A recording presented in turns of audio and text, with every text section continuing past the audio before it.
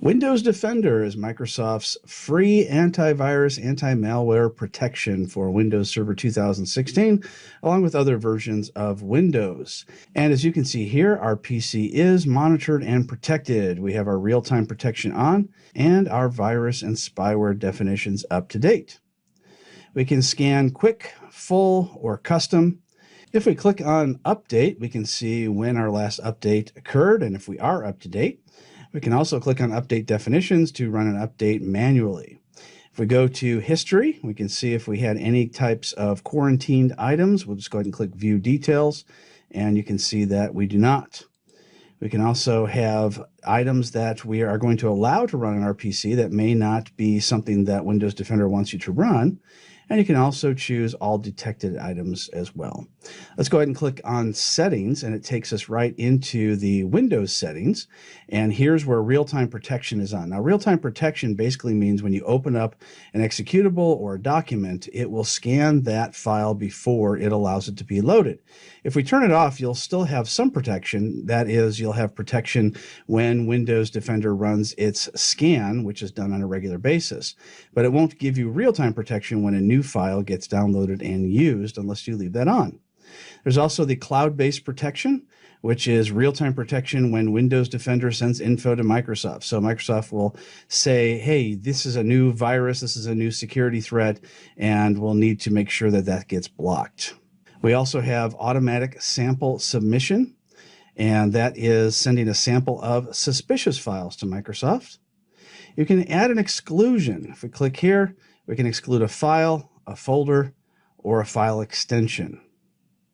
Not necessarily a good idea on all types of extensions because .exes and others may have viruses in them.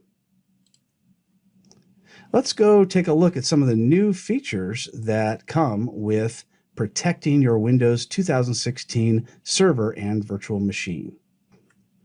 Microsoft has included some new malware protection.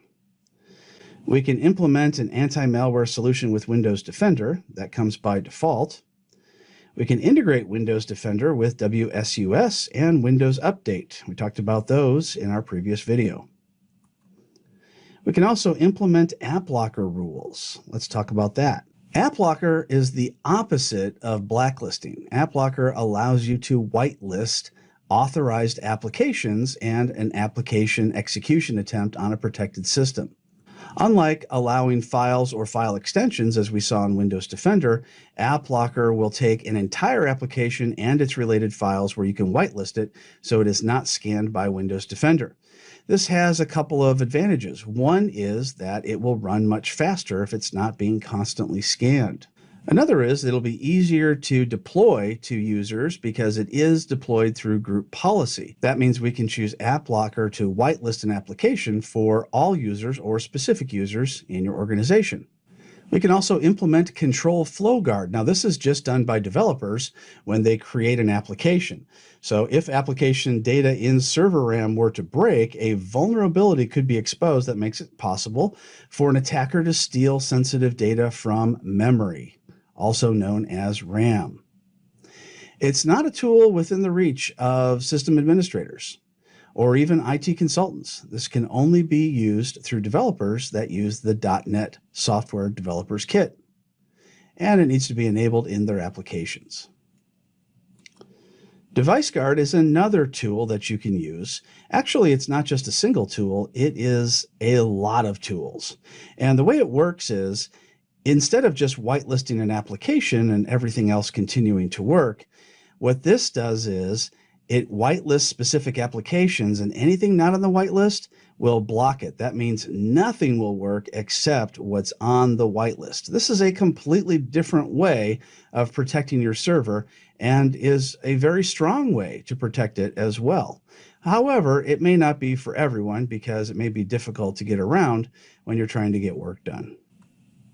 And of course, there's third-party solutions. There's all kinds of different anti-malware solutions out there, including Symantec, McAfee, Kaspersky, ESET, and others. So if Microsoft's protection does not have what you need, there are paid third-party solutions that may have the exact solution to your security issues. Microsoft includes many ways to protect servers from malware and intrusion. Using these included tools can enhance your network security from hackers and malware. Keeping the products up to date using Windows updates will keep the products from being compromised in vulnerabilities we are not yet aware.